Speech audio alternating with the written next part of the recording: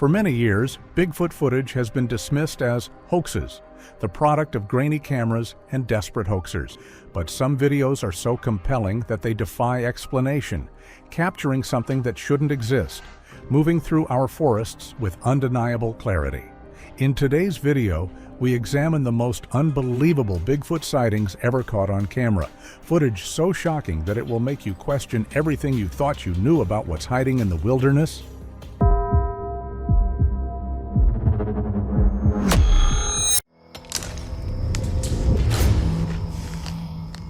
Okay, I just heard another sound. Maria, we're not picking up anything via the seismic sensors, either. Something's moving here. Yeah, something's moving across the screen right here.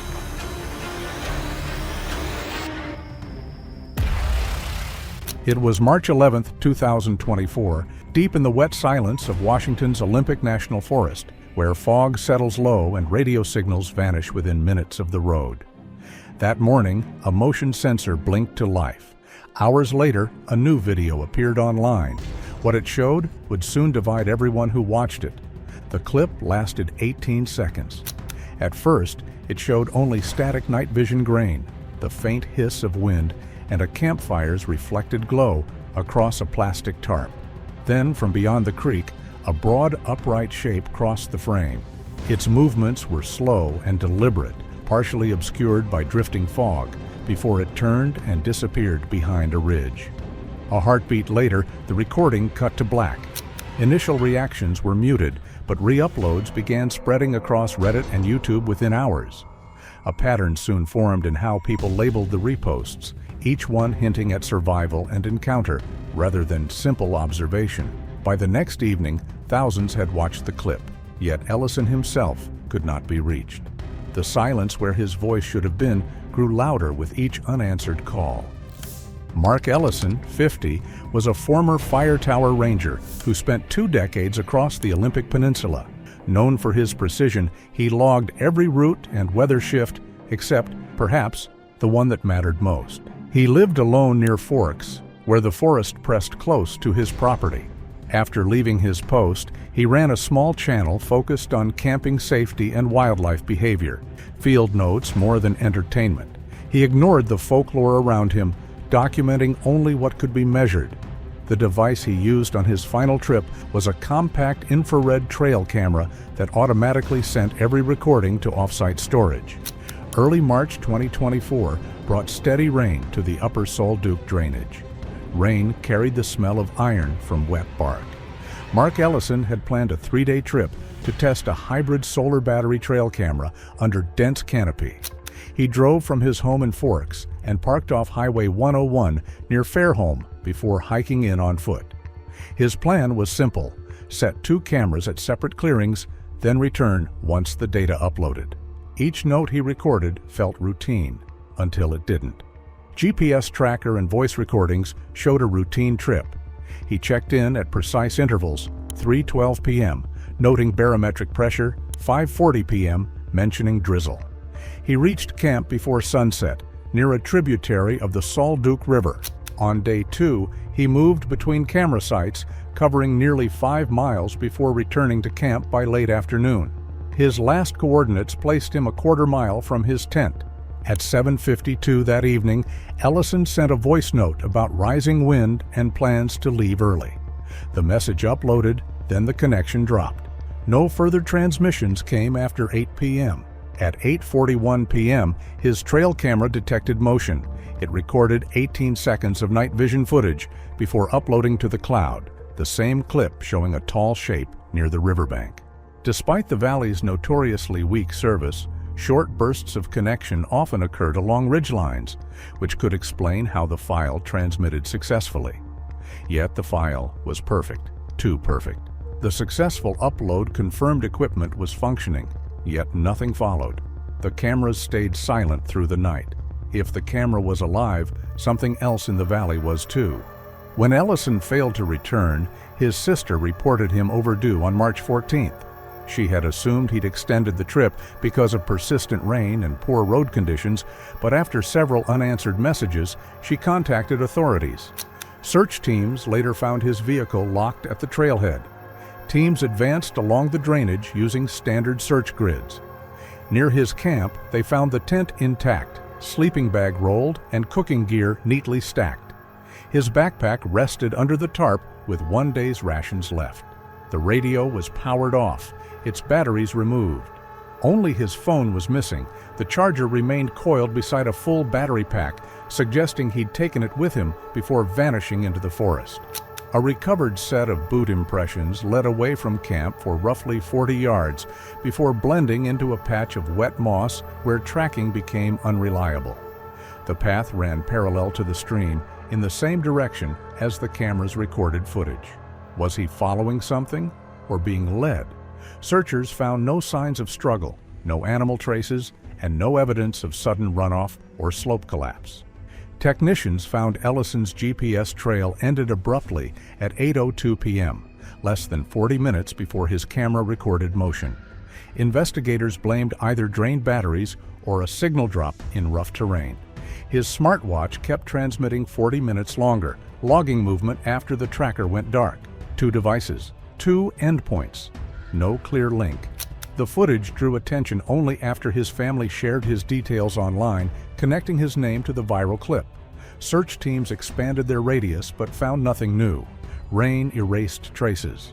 Only his gear and a field notebook remained. The last entry dated March 3rd, stopping mid-sentence, pen lifted mid-stroke. Frame-by-frame playback revealed more detail. The object's outline extended nearly 7 feet above ground level when scaled against visible branches. The infrared exposure, usually harsh on warm objects, registered the figure several degrees cooler than its surroundings. That single anomaly became the focus of countless breakdowns. Under normal conditions, a living subject moving through cold air would appear warmer on infrared. The inverse pattern suggested heavy insulation, either natural or layered, capable of masking body heat. But what kind of insulation makes something colder than the forest itself? Colorized conversions circulated across multiple forums, each exaggerating contrast in different ways. One enhanced frame showed a faint reflection on the lower left, 2 consecutive frames in which a smaller irregular shape appeared. Some called it a sensor echo or a lens reflection from fog droplets, while others saw the hint of another crouched figure. No one could agree on the scale, and no one could explain why it moved when nothing else did. Professionals with backgrounds in drone and wildlife imaging weighed in. A group of remote sensing students from Oregon State University attempted to reconstruct the camera's parameters based on the embedded EXIF metadata. Coordinates placed the scene on the south side of the Salt Duke River, roughly 2 miles from the nearest service road. Temperature metadata suggested ambient conditions near 43 degrees Fahrenheit, consistent with Ellison's earlier logs. The camera angle matched one of the test positions Ellison had described to fellow hobbyists weeks earlier. In a comment preserved through cached archives, he mentioned a spot overlooking a narrow stream bend with enough open ground to track deer movement. That detail aligned with the topography visible in the clip, a sloping bank descending into a shallow channel bordered by alder and cedar. He'd mapped it himself. He'd walked that ground before. So why did it look different through the lens? What puzzled analysts was the clean upload timestamp. The file's creation and transfer times showed no signs of delay or corruption.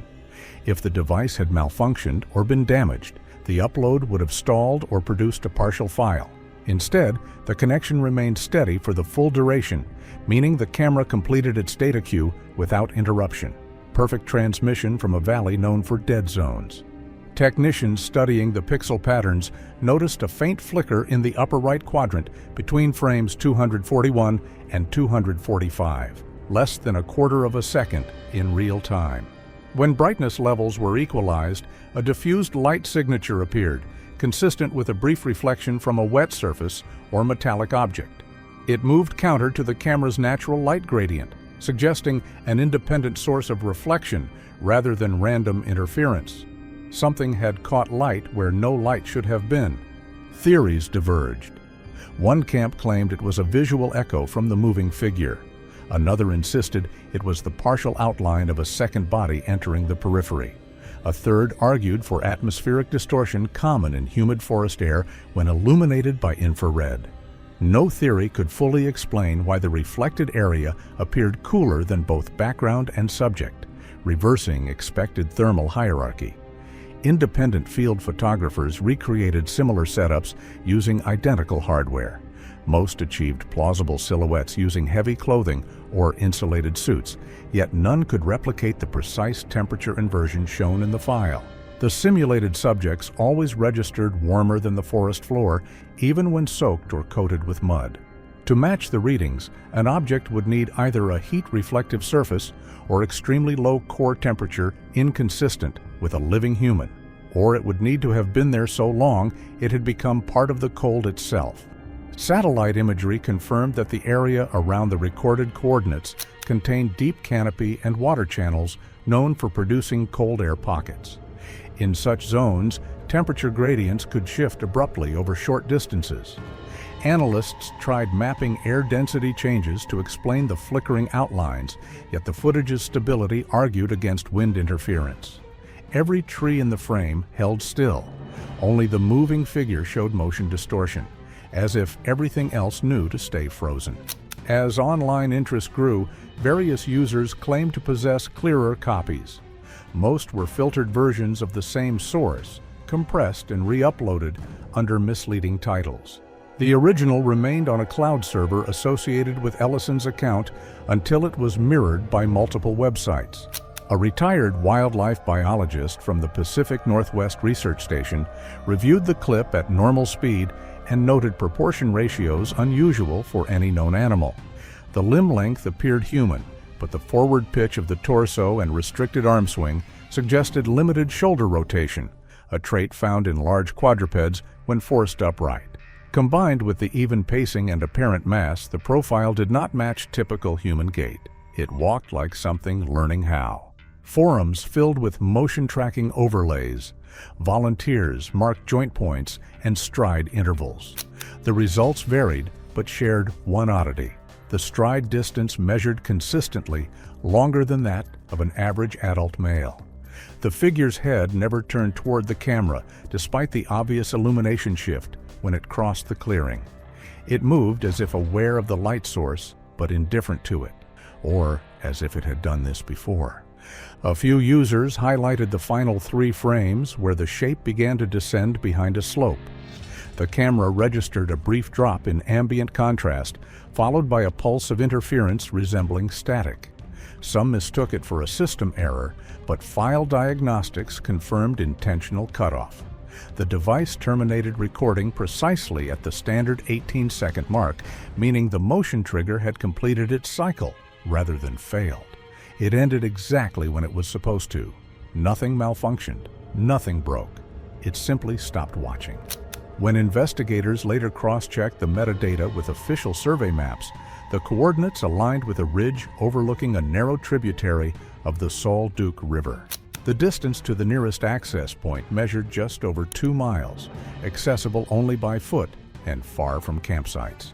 Despite meticulous analysis, no consensus emerged. To some, the video showed a hoax performed with precision equipment.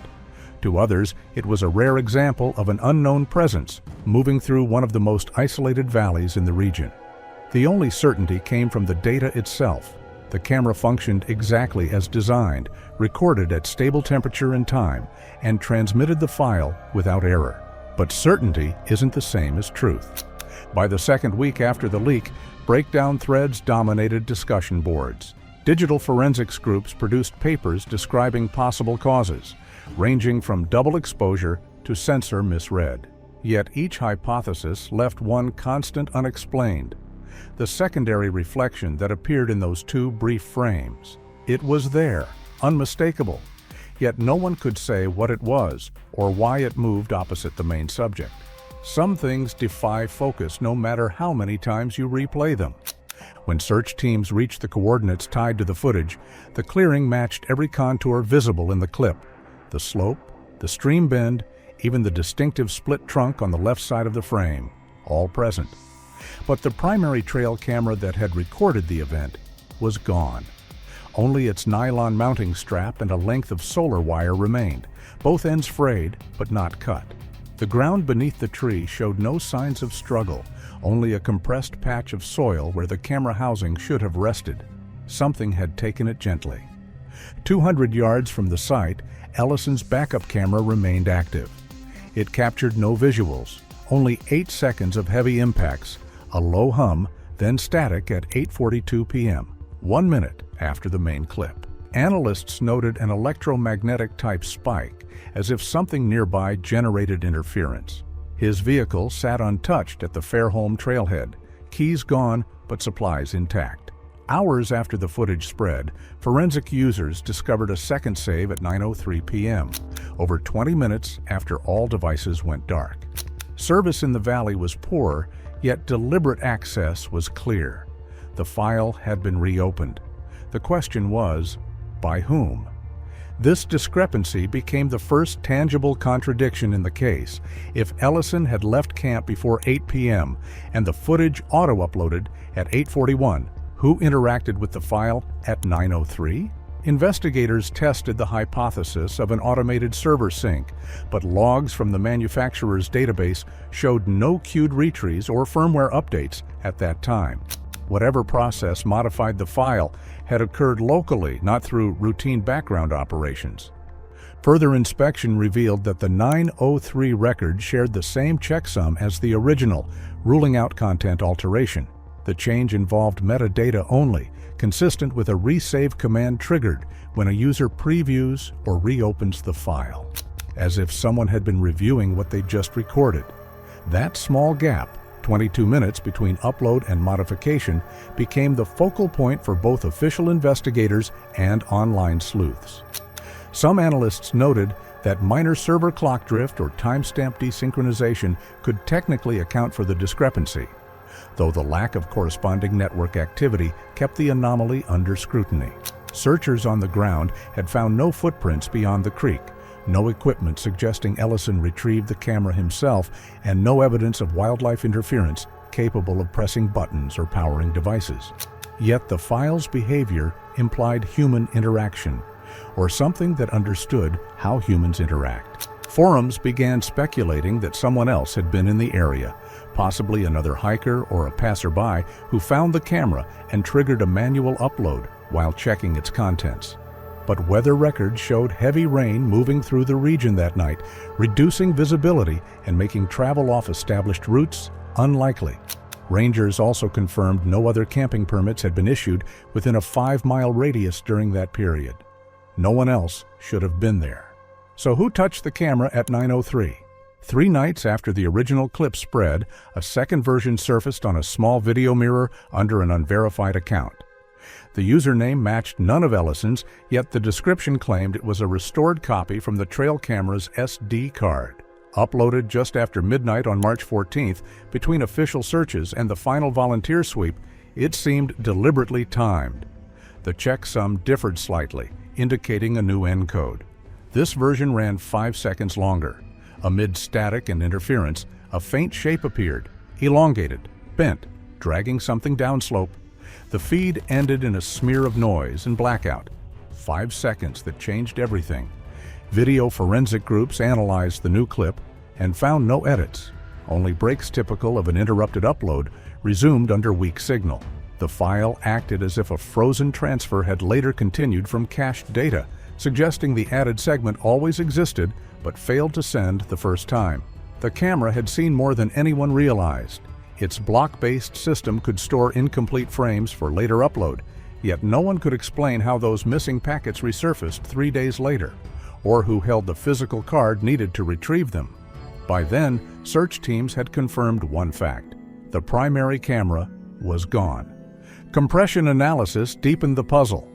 The static at the start of the added sequence displayed a symmetrical frequency band, evidence of re-encoding, not external noise.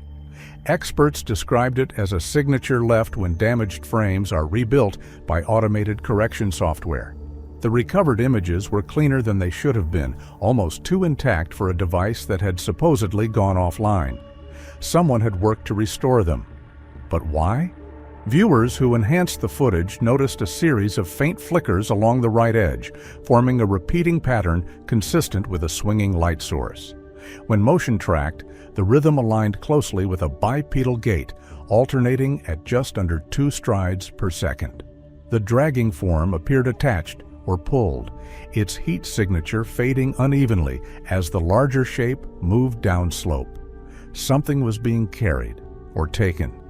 Timing comparisons soon connected the recovered segment to another dataset, Ellison's smartwatch telemetry extracted from cloud backup. His device had been configured to sync periodically through a low-bandwidth satellite relay, preserving minute-level heart rate logs even after local signal loss. The data showed a sudden elevation at 8:44 p.m., climbing rapidly for less than 2 minutes before flatlining at 8:46. The moment of peak signal loss overlapped exactly with the extended portion of the new video. His heart had stopped at the exact moment the extra footage ended. To investigators, the correlation was circumstantial, but for online researchers, it became a turning point. The idea that the extra footage aligned with Ellison's last recorded heartbeat implied both events were captured within the same minute. The footage didn't just show what happened, it showed when he stopped running. Within 24 hours of its posting, the second file was removed from the original site for privacy concerns, but duplicates spread immediately across mirror channels. Each re-upload introduced new compression errors, yet the defining sequence, the faint figure dragging weight behind the ridge, remained visible enough to sustain argument. Whether it depicted corrupted pixels or something tangible, its timing and method of appearance transformed the case from an isolated disappearance into a digital mystery. The recovery team moved through the Salt Duke drainage with handheld thermal scanners, mapping every contour of the floodplain. On the 6th day, near a narrowing of the creek, they found an object half buried in mud beneath a fallen branch. It was Ellison's smartwatch, screen cracked, band torn, but GPS module intact. Data extracted from the watch showed a sudden burst of motion beginning at 8:43 p.m., with his heart rate spiking at 8:44 as he covered roughly 200 feet in under a minute before signals stopped. The elevation graph indicated a brief incline, then descent toward the water. Analysts estimated that he had covered the distance in less than 40 seconds before the signal flatlined. 40 seconds of speed, then nothing. Around the same area, investigators documented 2 sets of impressions in the soft soil. One matched standard hiking boots consistent with Ellison's model, size 11. The other appeared parallel, larger, broader, and bare. The second track measured nearly 14 inches from heel to toe, but the shape was uneven, with pressure points unlike a human arch. The prints extended for 3 paces before fading where the mud thinned near gravel.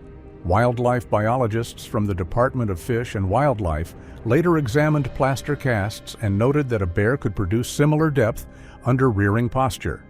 But the stride length, over 5 feet, did not match known locomotion patterns. Biologists noted that while bears can rear briefly, sustained pacing at that stride length was improbable. The impressions showed neither a full quadrupedal gait nor a consistent upright stance, but something intermediate, something that walked beside him, matching him step for step. Despite growing speculation, law enforcement issued no public statements. Search logs made no mention of recovering the missing SD card. Officially, the investigation categorized all unrecovered equipment as having undetermined disposition.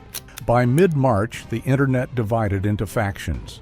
One group advanced what they called the human theory, the belief that Ellison's disappearance resulted from a staged scare gone wrong. They argued that another camper or filmmaker had planned a viral prank, misjudged conditions, and triggered a real emergency. But if it was staged, why did the footprints continue past the frame? Opposing them were proponents of the biological theory who treated the event as an authentic encounter with an unidentified species. They cited the temperature inversions in the original file and the stride spacing at the creek as evidence of a large biped adapted for stealth in cold environments. And no one could say who moved the file at 9:03. A third camp, labeled by moderators as the staged upload theory, took a different approach. They suggested that Ellison himself had captured legitimate wildlife footage, but someone else later manipulated or recontextualized it. The 9:03 p.m. modification, they claimed, marked an external actor accessing his account after the fact. These competing narratives generated a wave of open-source data projects. One group of independent analysts pulled IP logs from Mirror archives and discovered an address embedded in the header of the second upload. The IP traced not to Washington, but to a satellite modem registered in Idaho. When cross-referenced with commercial leasing databases, the modem's serial number appeared in a rental invoice issued to a forestry contractor operating in Olympic National Forest earlier that year. The company had returned the unit in January, weeks before Ellison's trip, a recycled connection from equipment that shouldn't have been active. But it was. That discovery reignited claims that someone with professional field access had handled the footage after his disappearance. Digital forensics experts reviewing the trail camera's communication protocol agreed that a remote connection could have initiated upload from any device paired to its cloud credentials. It was plausible, though improbable, that a technician testing residual logins from a recycled modem could have triggered a resync without knowing its content, or someone knew exactly what they were looking for. While online debates deepened, a new development surfaced in late March. A regional newspaper received an anonymous message from someone claiming to possess unlisted footage from the same night. The sender described being a drone hobbyist testing night sensors several miles south of the Sol Duke drainage. Attached metadata placed the flight path within overlapping airspace at 8:44 p.m., 2 minutes before Ellison's smartwatch signal ended. When the outlet viewed the clip, it showed a faint thermal flare above the canopy, followed by a sudden cold patch moving diagonally through the frame. At 8:44, a new light cut across the canopy. Not bright, cold. There were no visible lights or reflective markers, no indication of human presence. Analysts who later examined screenshots described the object as elongated and vertical, emitting less heat than its surroundings, as if covered in moisture or dense material. A shape moved against the gradient, vertical, silent. The drone's coordinates intersected within roughly 150 feet of Ellison's final smartwatch GPS ping, accounting for expected GPS drift under dense canopy. Within a day of publication, the file vanished. The hosting site replaced the link with a message stating it had been removed for privacy violation. Attempts to verify ownership failed. The account used to upload the footage was deleted, and the original drone operator never came forward. The newspaper printed a brief correction stating that they could not confirm the clip's authenticity. Still, enough viewers had archived it to maintain discussion. The alignment of timestamps, trail camera at 8:41, drone at 8:44, smartwatch at 8:46, formed a triangular chronology that no one could dismiss. 3 devices, 3 timestamps, and nothing after. By early April, official search efforts concluded. Reports described weather degradation, reduced visibility, and low likelihood of recovery. Official reports later summarized 3 confirmed data points, each drawn from separate devices. The trail camera upload at 8:41 p.m., the smartwatch cessation at 8:46 p.m., and the drone telemetry anomaly logged at 8:44 p.m. Beyond those times, every trace ended. There were no confirmed sightings, no physical remains, and no identified suspects. Just silence where a man used to be. When spring arrived, the online focus shifted from search coordination to retrospective analysis. A few persistent archivists built composite maps linking every timestamp and coordinate into an interactive model. The overlap revealed a convergence zone less than 2 acres wide, dense forest floor bordered by drainage slopes, where line of sight dropped abruptly. It was the same valley Ellison had documented years earlier while mapping fire breaks. He'd walked that ground 100 times. But had something else been walking it longer? In June, another anomaly drew attention. Users tracking residual logins to Ellison's accounts noted new activity. Someone had accessed his long-abandoned video page from a masked IP routed through Oregon.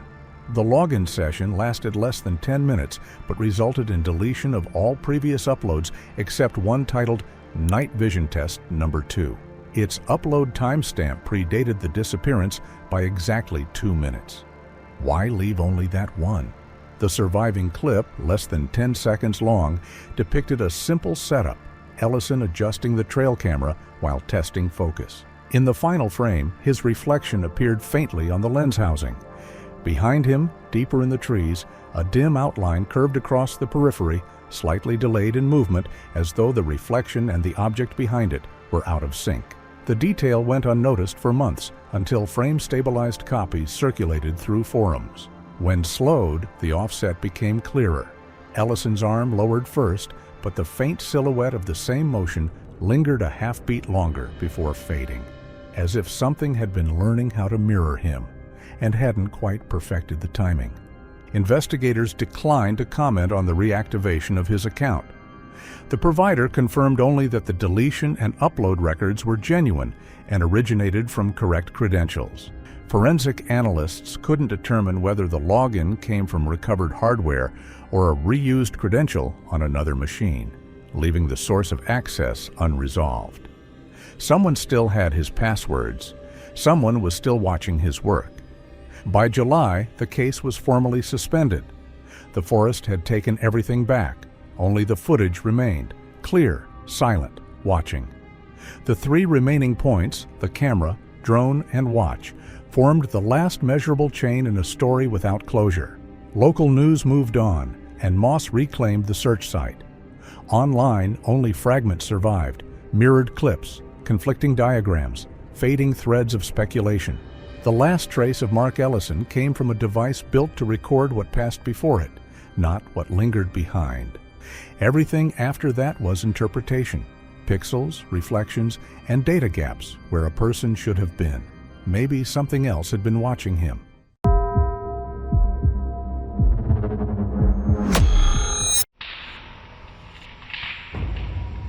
On September 15, 2018, search teams found Cecilia Mangrove's empty campsite in Olympic National Forest, Washington.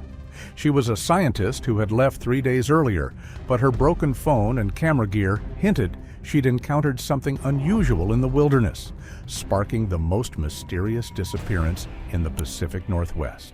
It's an elusive creature. Cecilia, a 29-year-old environmental scientist and avid hiker from Portland, Oregon, set out on September 11, 2018. She packed her gear for what should have been a routine 3-day expedition. The destination was Whisper Creek Trail in Olympic National Forest, a place so isolated that park rangers joked it saw more bears than hikers. But that's exactly what made it perfect for Cecilia's research on old-growth forest recovery.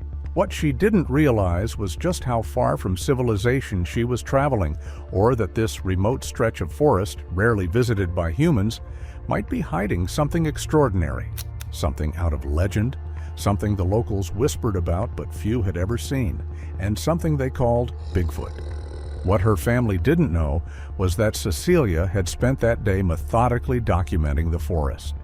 Between 6 and 8 p.m. on September 11th, she took over 100 photos, far more than her usual evening routine. As an environmental scientist studying forest recovery, she typically photographed tree formations and growth patterns. But that evening was different. Her camera focused on areas where vegetation grew unusually thick and trees had strange, irregular shapes. Her research journal, found later at the campsite, revealed why. Detailed notes described strange wildlife signs and unusual disturbances in the forest floor. The final entry, dated September 11th at 10:30 p.m., described something large that had recently moved through the area. Broken branches 8 feet high and unusual track marks near the creek. She planned to investigate further the next day. The weather stayed perfect throughout the night, with clear skies and calm winds. According to weather data, conditions were ideal for the wildlife watching and photography work that Cecilia had planned for the next day. Nothing in the weather suggested any reason to worry about her safety or the success of her trip. September 12, 2018, started like any other day for people waiting to hear from Cecilia Mangrove. According to the detailed plan she had submitted to both her employer and the Olympic National Forest Ranger Station, she was supposed to pack up camp early and hike the remaining 4 miles to Summit Lake, where she planned to set up her main research base. No one expected to hear from her during this day, since the deeper wilderness areas of Whisper Creek Trail had no cell phone coverage. Cecilia had noted this in her planning documents and had also informed both her brother Marcus and her boss. Her satellite communication device, a Garmin InReach Explorer that she carried on all solo trips, was set to send automatic location signals every 4 hours during daylight. The device sent its final signal at 6:18 a.m. on September 12th, showing her position at the campsite where she had spent the night. After that time, the device went completely silent. This was unusual, but not immediately scary, since satellite coverage could be spotty in the thick forest of the Olympic Peninsula. September 13th was the day Cecilia was supposed to come back. Her plan said she would pack up camp at Summit Lake by 8 a.m. and hike back to the trailhead, getting there by 4 p.m. Marcus Mangrove had arranged to meet her for dinner in Portland that evening, something they always did after each of her major solo trips. When 6 p.m. came and went without a word from his sister, Marcus started calling her cell phone. All calls went straight to voicemail. At first, Marcus wasn't too worried. Cecilia had been late coming back from hikes before, usually because she found something interesting to research, or the trail was harder than expected. She was careful about safety, but also passionate about her work, and he knew she might stay longer if she discovered something scientifically important. However, as the evening went on and his calls kept going unanswered, he started to worry more. By 10 p.m. on September 13th, Marcus had left 12 voicemails and sent many text messages. He also checked Cecilia's Instagram account, hoping to see a post explaining why she was late, but her last update was still the campfire photo from September 11th. This was very unusual. Cecilia usually posted daily during her trips, and she had never gone more than 24 hours without some form of communication during a solo hike. September 14th brought more worry. Cecilia was scheduled for a 9 a.m. conference call with her research team at work, something she had never missed. When she didn't join the call, her supervisor, Dr. Jennifer Walsh, immediately contacted Marcus. By noon, both Marcus and Dr. Walsh had driven to the Whisper Creek trailhead, where they found Cecilia's Honda CR-V exactly where she had parked it 3 days earlier. The car was locked and undisturbed. Her spare key, which she always hid in a magnetic case under the rear bumper, was still there. Inside the car, they found her purse, wallet, and a detailed backup copy of her research notes, things she never would have left behind if she had returned safely. Most concerning was finding her emergency contact card on the dashboard, which listed Marcus's phone number and included specific instructions about when to contact authorities if she failed to return. At 2:47 p.m. on September 14th, Marcus called the Olympic National Forest Ranger Station to report his sister missing. Ranger Elena Vasquez, who had processed Cecilia's backcountry permit, immediately understood how serious the situation was. Cecilia was known to park staff as an experienced and reliable hiker who always followed safety rules. Her failure to return as scheduled was completely unlike her. The first response was quick but limited. 2 park rangers hiked the first 3 miles of Whisper Creek Trail that afternoon, calling Cecilia's name and looking for any signs of her. They found nothing unusual on the main trail and returned to organize a bigger search effort for the next day. September 15th marked the beginning of the official search and rescue operation. At dawn, a team of 12 searchers, including park rangers, volunteer search and rescue people, and a dog unit, entered the Whisper Creek Trail. The search team had GPS devices, emergency medical supplies, and communication equipment to coordinate their efforts across the challenging terrain. The most important breakthrough in Cecilia Mangrove's disappearance came from finding her iPhone 8, discovered by search and rescue teams 50 yards downstream from her abandoned campsite. The device was lodged partly underwater in Whisper Creek, trapped between 2 rocks in shallow water. Despite significant water damage and a badly cracked screen, Crime lab technicians were able to recover much of the phone's data, though some files were partially corrupted. What they could reconstruct revealed a chilling sequence of events that appeared to occur in the early morning hours of September 12, 2018. According to the phone's metadata, Cecilia's final photo sequence began at exactly 6:23 a.m. The first image was deceptively ordinary, a golden sunrise streaming through the trees, captured from inside her tent. The composition suggested she had woken naturally, starting her day with routine environmental documentation, photographing the forest floor and light patterns. The photo was calm, almost serene, masking the ominous events about to unfold. 2 minutes later, at 6:25 a.m., the second photo marked a dramatic shift. Cecilia had intentionally focused on a massive footprint pressed deep into the muddy ground beside Whisper Creek. Analysis revealed the print measured approximately 18.5 inches long and 7.2 inches wide, with clearly defined toe impressions and a skin-like texture along the pads. The depth suggested the creature weighed far more than any known wildlife in the Olympic Peninsula. It was unlike a bear, elk, or human, and the freshness of the imprint suggested it had been made while she slept in her tent just yards away. At 6:28 a.m., Cecilia's third photo captured the tree line about 30 yards from her campsite. At first glance, it seemed like a routine forest shot, but digital enhancement revealed a dark, upright silhouette, partially hidden among the evergreen branches.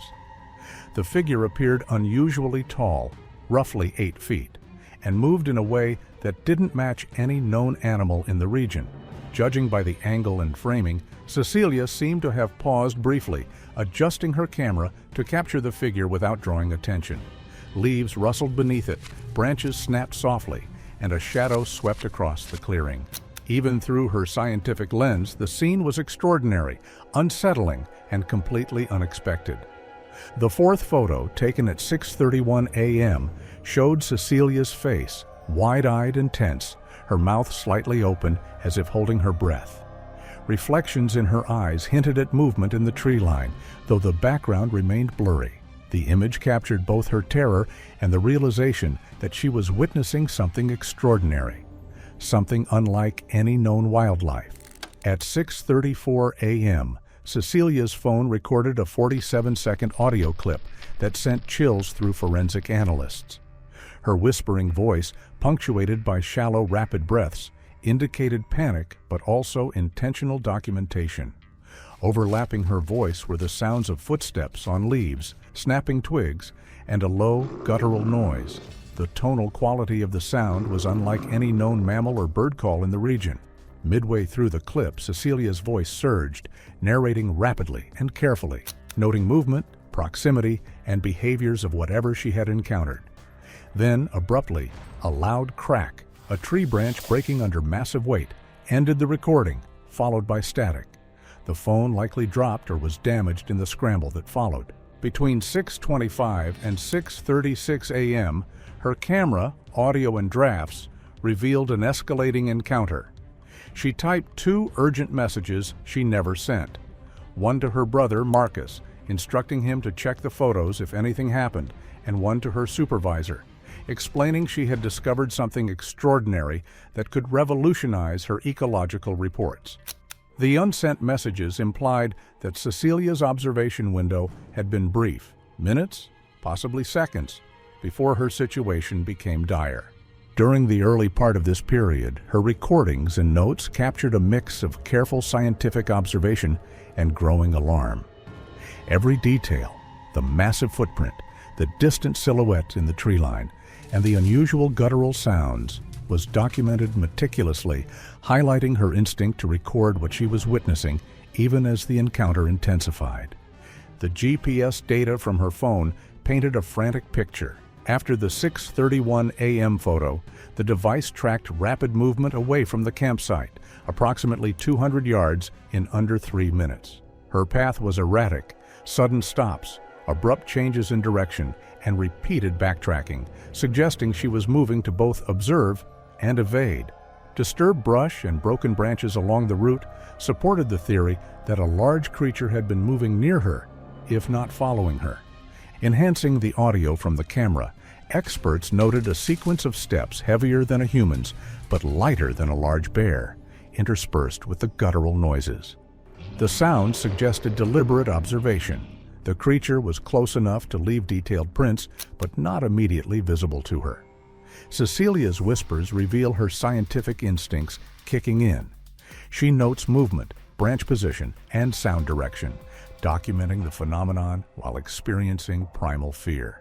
By 6:36 a.m., the situation escalated. Cecilia's satellite communicator attempted to send an SOS via her Garmin InReach Explorer.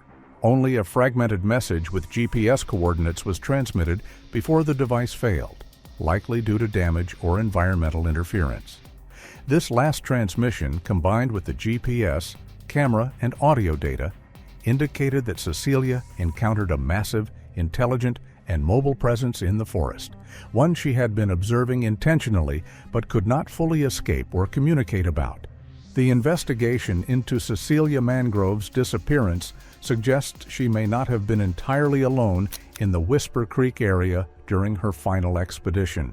Jake Morrison, a 34-year-old software developer from Tacoma, had been camping about 2 miles north of Cecilia's location on the night of September 11-12, 2018. An experienced backpacker with over 15 years of wilderness experience, Morrison shared a troubling account that aligns loosely with the timeline from Cecilia's digital evidence, hinting that someone, or something, may have been in the area at the same time.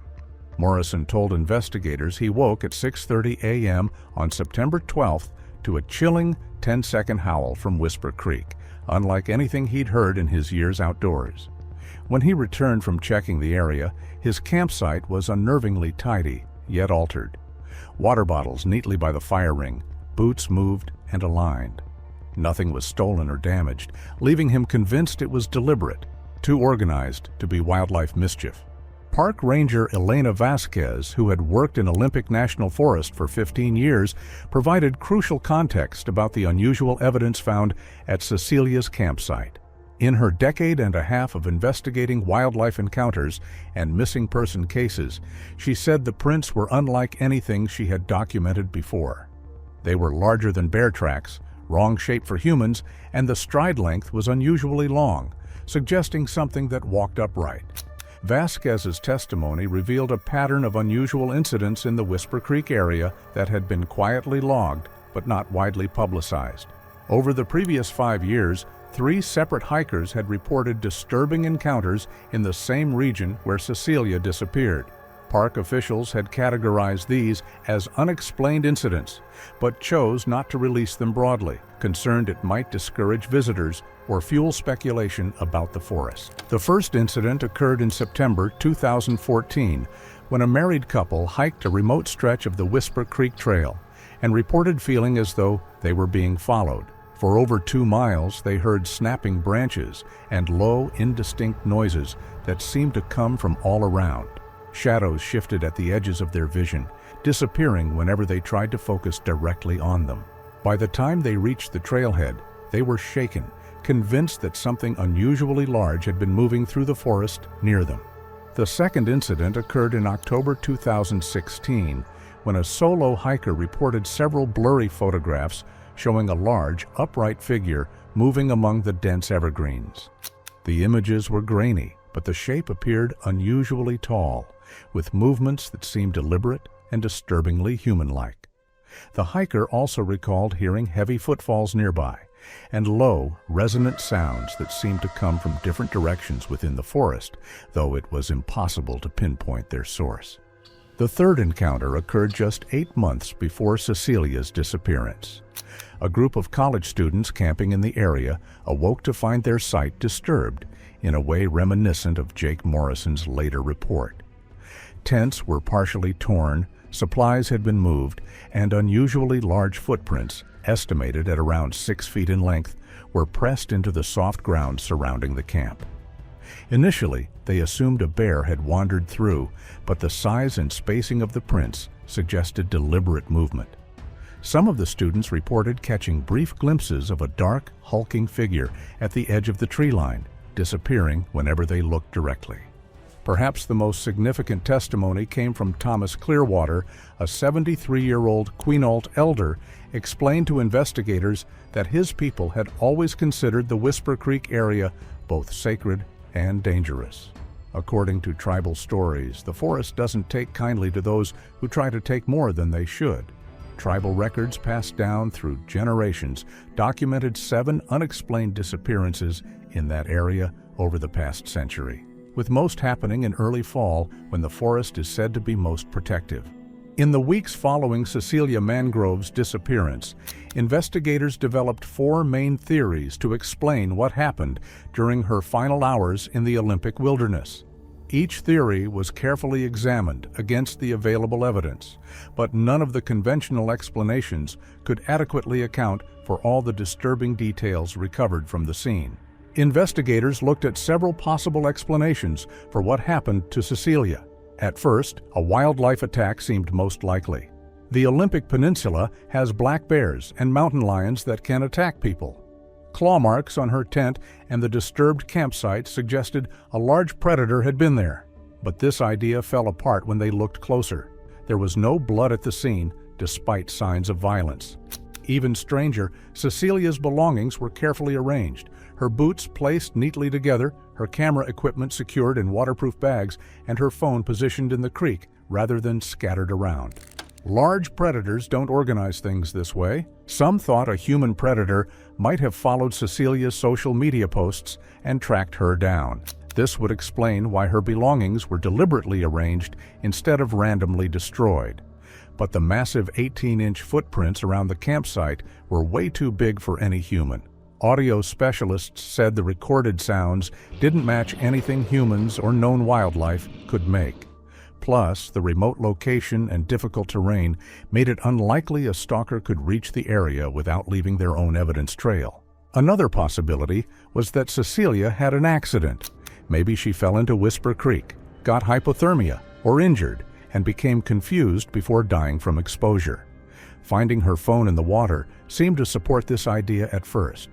But her photos and audio recordings clearly showed she was alert and actively documenting something extraordinary in her final moments. Her pictures were well composed and focused, not the confused work of someone suffering from injury or exposure. Despite searching over 50 square miles, no trace of her body was ever found, though investigators noted that dense terrain can hide remains for years. The most controversial explanation for Cecilia Mangrove's disappearance was a Bigfoot encounter. The evidence was striking. Massive footprints with unusual ridge-like textures, audio recordings of unidentified sounds, coarse hair samples that defied DNA analysis, and a historical pattern of similar sightings in the region. Cecilia's final photos and audio suggested she had come face-to-face with something that both terrified and fascinated her, something she deemed important enough to document despite the risk. Her behavior mirrored reports from other Pacific Northwest Bigfoot encounters, where witnesses often described simultaneous fear and scientific curiosity. The convergence of physical evidence, witness accounts, and regional precedent made the cryptid theory difficult to dismiss.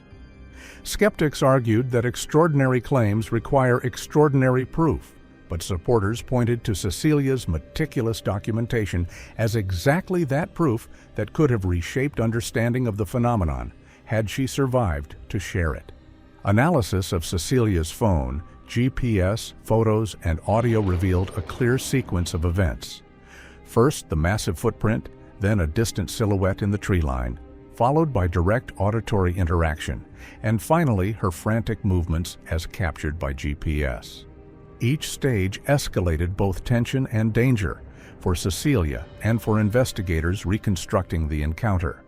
The combination of her careful scientific documentation and the terrifying reality of an unseen, massive presence makes this one of the most compelling modern Bigfoot cases on record. The Olympic Peninsula has long been a hotspot for cryptid activity, with more than 200 documented Bigfoot sightings since the 1950s. What made Cecilia's case particularly significant was how her findings fit into this larger pattern, adding weight to a decades-long series of mysterious encounters. Environmental factors further strengthened the plausibility of her observations. Whisper Creek Trail is remote, with dense undergrowth, fallen logs, and uneven terrain. Sounds carry differently in thick forests, and shadows can conceal movement. For a trained environmental scientist like Cecilia, the combination of unusual footprints, auditory anomalies, and visual evidence made the encounter strikingly credible. In the 2 years before Cecilia's disappearance, the Olympic National Forest received 12 reports of unusual encounters within a 20-mile radius of Whisper Creek. Witnesses described consistent signs, massive footprints, strange sounds, a feeling of being watched, and behavior suggesting intelligence beyond normal wildlife. Park officials largely kept these reports confidential to prevent panic and protect tourism. But Cecilia's case brought them into the public record. What investigators discovered about Cecilia's preparation for the trip added another layer to the mystery. Her browser history revealed extensive research into local cryptid reports in the weeks leading up to her expedition. As part of her work on old-growth forest recovery, Cecilia had been studying the effects of wildlife on forest ecosystems, and she noted that many cryptid reports mentioned undisturbed areas and unusual animal activity. She had visited forums dedicated to Bigfoot Encounters, downloaded academic papers about primate behavior, and bookmarked articles specifically about the Olympic Peninsula's history of unexplained sightings. This wasn't casual curiosity. Cecilia appeared to be approaching the search methodically, using her ecological research as a framework for documenting and potentially verifying an extraordinary presence. Dr. Sarah Marvis, a primatologist at the University of Washington, provided crucial expert analysis of the audio evidence recovered from Cecilia's phone. After studying the 47-second recording, Dr. Marvis concluded that the sounds contained acoustic properties unlike any known North American wildlife. The sounds demonstrated a vocal range and resonance that exceeded human capabilities while showing structured patterns that suggested intelligence and intentional communication. The physical evidence was equally compelling. Plaster casts of the footprints around Cecilia's campsite showed detailed textures along the pads and toes, suggesting they were made by a living creature rather than a carved hoax. The stride length, over 6 feet, indicated bipedal movement by a creature significantly larger than any known primate species. Perhaps most intriguing was the behavioral evidence. The careful arrangement of Cecilia's belongings, the organized disturbance of Jake Morrison's campsite, and the historical pattern of similar encounters suggested intelligence and possibly even curiosity about human activities. This aligned with indigenous accounts of forest guardians who observed and interacted with humans in complex ways. The Olympic Peninsula's dense forests, abundant wildlife, and minimal human traffic provide ideal conditions for a large, elusive species to remain hidden. What set Cecilia's case apart was her meticulous documentation and scientific expertise. She captured fleeting evidence that had eluded countless others. Subtle movements in the shadows, sounds with unusual patterns, and hints of an unseen observer. The tragedy was that her encounter ended with her disappearance, leaving these discoveries as clues without resolution. Even so, her findings remain controversial. In the scientific community and among the public, many dismiss the case as folklore or suggest Cecilia may have fabricated the clues. Bigfoot sightings in the Pacific Northwest have long been part of local legend, and skeptics argue that extraordinary claims require far more verifiable proof. Yet whispers persist. Hikers near Whisper Creek occasionally discover strange footprints, fresh disturbances, or fleeting glimpses of dark shapes at the edge of vision. Some report hearing low, resonant calls in the early morning mist, eerily similar to those captured on Cecilia's recordings. The forest seems to guard its secrets carefully, revealing just enough to intrigue the curious and unsettle the skeptical. Her disappearance remains one of the most puzzling unsolved cases in Pacific Northwest history. The official investigation, led by the Olympic National Forest Service and Washington State Police, covered over 50 square miles during an intensive 6-day search operation. Despite using helicopters, dog units, and dozens of experienced searchers, no trace of Cecilia's body was ever recovered. The case officially remains classified as a missing person investigation, though most investigators privately acknowledge that Cecilia is presumed dead. Her disappearance prompted significant changes in backcountry safety protocols, with park authorities now strongly recommending GPS tracking devices for solo hikers and requiring communication gear for researchers operating under official permits.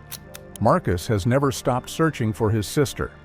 He established a foundation dedicated to wilderness safety, which provides emergency communication equipment to researchers and maintains a database of unexplained wilderness encounters. Marcus continues to organize annual search expeditions, though he admits his focus has shifted from finding Cecilia to understanding what happened to her. 2 weeks after her disappearance, hiker David Chen discovered a cedar tree carving 3 miles deeper into the wilderness than any official search had reached. It showed the initials CM, followed by the words, "They're real," and "Tell the world," with an arrow pointing farther into the forest.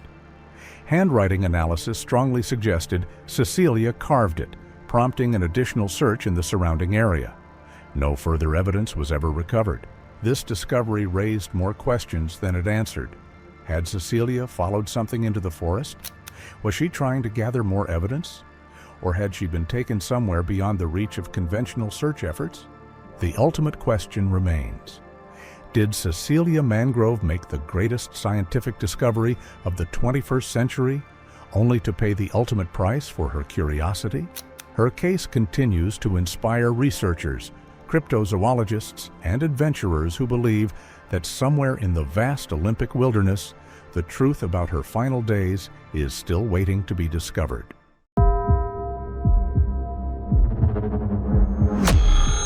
On October 3, 2019, 8-year-old Emma Rodriguez disappeared from Cascade Falls Campground in the Mount Baker Snoqualmie National Forest, Washington. What started as a family camping trip turned into the most documented Bigfoot encounter in Pacific Northwest history, captured entirely on her father's GoPro camera. The footage would later reveal a truth so extraordinary that it challenges everything we thought we knew about the wilderness. Emma Rodriguez was an adventurous third grader from Bellingham, Washington, who loved exploring the outdoors with her family. Her father, Miguel Rodriguez, was a 34-year-old park ranger who had worked in the Mount Baker area for over 8 years. Her mother, Sarah, taught elementary school and shared Miguel's passion for hiking and camping. The family made monthly trips to various locations throughout the Cascades, always choosing remote spots where Emma could safely explore and learn about nature. October 3rd was supposed to be a perfect autumn camping trip. The Rodriguez family had reserved campsite 14 at Cascade Falls, a secluded spot about 12 miles from the nearest road. Miguel had chosen this location specifically because it offered excellent hiking trails suitable for Emma's age, plus a beautiful waterfall that she had been asking to see for months. The weather forecast called for clear skies and mild temperatures, ideal conditions for their planned 3-day adventure. What Miguel didn't know was that this particular area had a history of unexplained incidents. Park records, which he had never reviewed for this remote section, documented 5 missing person cases over the past 15 years. 3 involved children under the age of 12. All had occurred during the fall months, and none had ever been fully resolved. The family arrived at Cascade Falls Campground at 2:30 p.m. on October 3, 2019.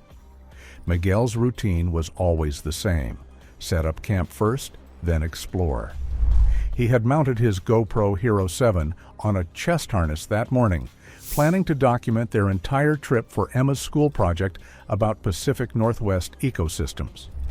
The camera would run continuously throughout their stay, capturing what would become the most important footage in cryptozoology history.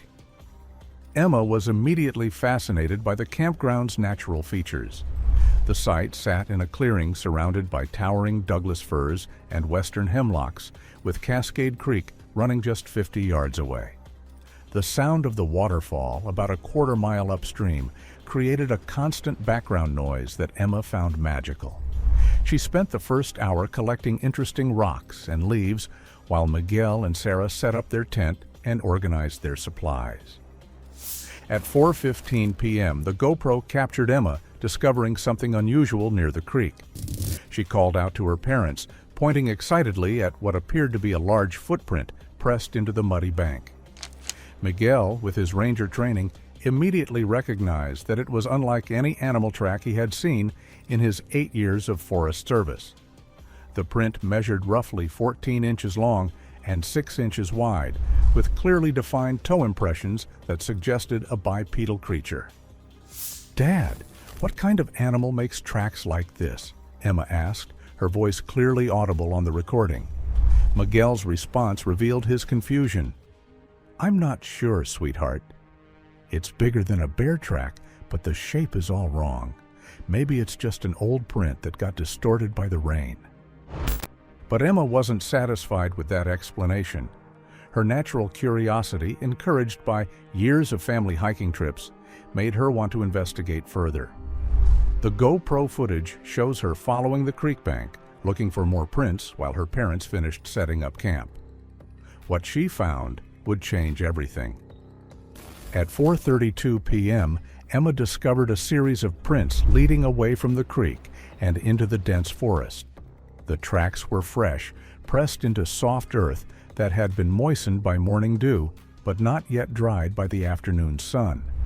More importantly, they showed a clear pattern of bipedal movement with a stride length that suggested something much larger than a human, but walking upright like one. "Mom! Dad! Come look at this!" Emma's excited voice echoed through the forest. The camera captured Miguel and Sarah hurrying to join their daughter, who was kneeling beside the clearest print they had seen yet. Sarah's background in education made her naturally analytical, and she immediately began asking questions that would prove crucial later. "How deep do you think this is, Miguel?"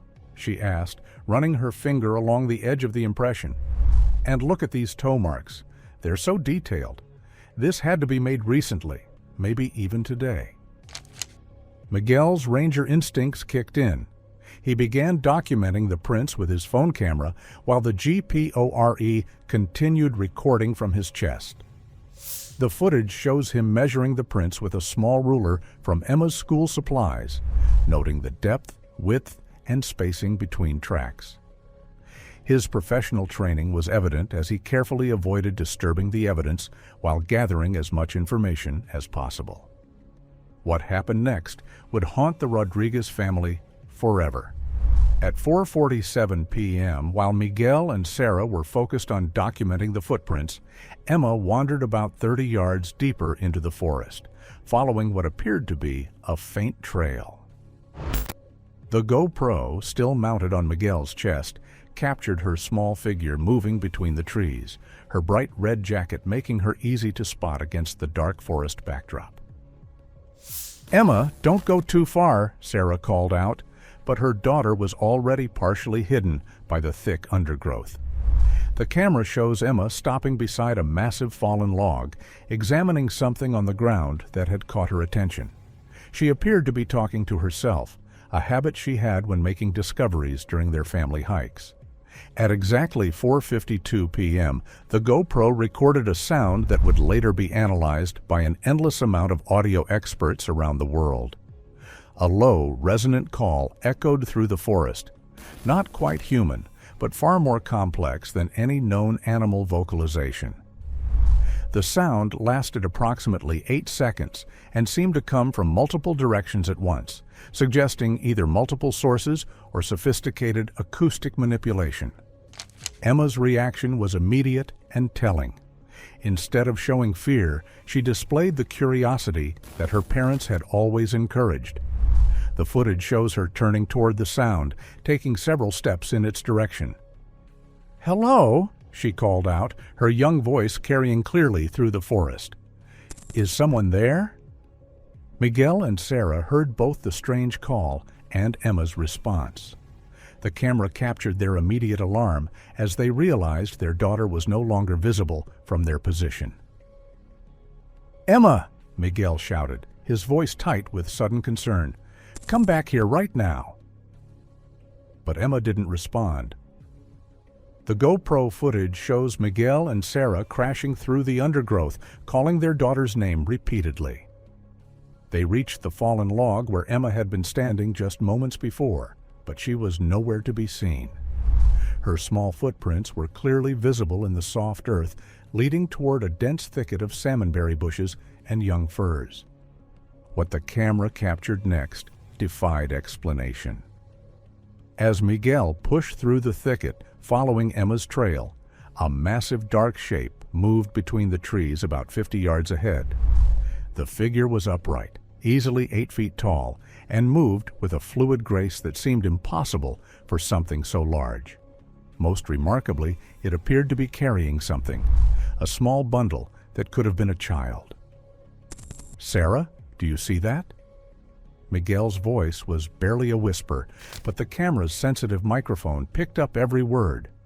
The footage shows him stopping abruptly, his breathing becoming rapid and shallow. Sarah moved up beside him, and her sharp intake of breath was clearly audible when she spotted the figure. The creature, for lack of a better term, seemed aware of their presence. It paused at the edge of a small clearing, turning slightly in their direction. The GoPro captured what appeared to be a face, though the distance and forest shadows made details difficult to discern.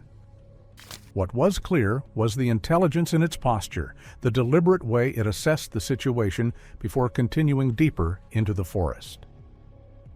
The figure disappeared into the dense forest, moving with surprising speed despite its size and apparent burden. Miguel and Sarah gave chase, but the thick undergrowth and uneven terrain made it impossible to keep up. The GoPro footage became chaotic, showing glimpses of trees, sky, and forest floor as Miguel struggled through the wilderness. For the next 47 minutes, the camera documented their frantic search. They called Emma's name continuously, their voices growing hoarse with desperation. They found broken branches and disturbed vegetation that suggested something large had passed through, but no sign of their daughter. As daylight began to fade, Miguel made the decision that would save their lives, but haunt them forever. "We need to get help," he told Sarah, his voice heavy with defeat. "We can't search this forest in the dark, and we need professional rescue teams." The hike back to their campsite took 23 minutes, every step captured by the still-running GoPro. The footage shows their growing desperation as they realized how vast and impenetrable the forest truly was. By the time they reached their tent, it was nearly dark, and the temperature was dropping rapidly. Miguel's first call was to his supervisor at the Park Service, Ranger Captain Lisa Chen. The GoPro captured his side of the conversation, his professional training warring with his parental panic as he tried to explain what had happened. "Lisa, I need immediate search and rescue at Cascade Falls Campground. My daughter is missing, and I think something took her." Captain Chen's response was swift and professional. Within 2 hours, the first search teams arrived at the campground. The initial response included 12 rangers, 2 dog units, and a helicopter equipped with thermal imaging equipment. The search would eventually expand to include over 60 personnel and cover more than 40 square miles of wilderness. But the most crucial evidence was already in Miguel's possession. The GoPro footage, which he initially forgot about in his panic, would provide investigators with the most detailed documentation of a Bigfoot encounter ever recorded. When he finally remembered the camera the next morning, the implications of what they had captured began to sink in. Detective Ray Morrison of the Whatcom County Sheriff's Office was assigned as the lead investigator for Emma's disappearance. A 20-year veteran with extensive experience in wilderness search and rescue, Morrison had seen his share of missing person cases. But when Miguel showed him the GoPro footage, Morrison knew he was dealing with something unprecedented. "In 20 years of law enforcement, I've never seen anything like this," Morrison later testified. The footage clearly shows a large, bipedal creature carrying what appears to be a child. The movement patterns, the size, the apparent intelligence, it doesn't match any known animal in the Pacific Northwest. The investigation that followed was unlike any missing person case in Washington state history. Traditional search methods were combined with cryptozoology research, audio analysis, and behavioral studies. The FBI's Behavioral Analysis Unit was consulted, though their involvement was kept confidential to avoid media sensationalism. Dr. Amanda Foster, a primatologist from the University of Washington, was brought in to analyze the creature footage. Her initial assessment was cautious but intriguing. The locomotion patterns suggest a large primate, but the size and proportions don't match any known species. The way it carries the burden, presumably the child, shows remarkable care and intelligence. Audio expert Dr. James Whitfield analyzed the vocalizations captured on the GPORO. His findings were equally puzzling. The calls demonstrate a vocal range and complexity that exceeds human capabilities while showing structured patterns that suggest intentional communication. There are harmonic frequencies that don't occur in any cataloged North American wildlife. The search for Emma continued for 2 weeks, involving hundreds of volunteers and professional searchers. Helicopters with thermal imaging flew grid patterns over the forest. Ground teams with dogs covered every accessible trail and creek bed. The effort was one of the largest wilderness searches in Pacific Northwest history. On October 17th, 14 days after Emma's disappearance, hiker Jennifer Walsh made a discovery that would change everything. While exploring a remote area about 8 miles from the original campsite, she found a small clearing that showed signs of recent habitation. The site included a crude shelter made from branches and moss, a circle of stones that had been used for a fire, and most importantly, Emma's red jacket hanging from a low branch. The jacket was clean and undamaged, carefully placed as if someone had wanted it to be found. Nearby, investigators discovered more of the large footprints, along with smaller impressions that could have been made by a child's bare feet. The evidence suggested that Emma had been in this location recently, and that she had been cared for rather than harmed. But the most extraordinary discovery came from a motion-activated trail cam that Jennifer had set up in the area 6 months earlier for a wildlife photography project. The camera had captured footage from the night of October 16th, just 1 day before the jacket was found.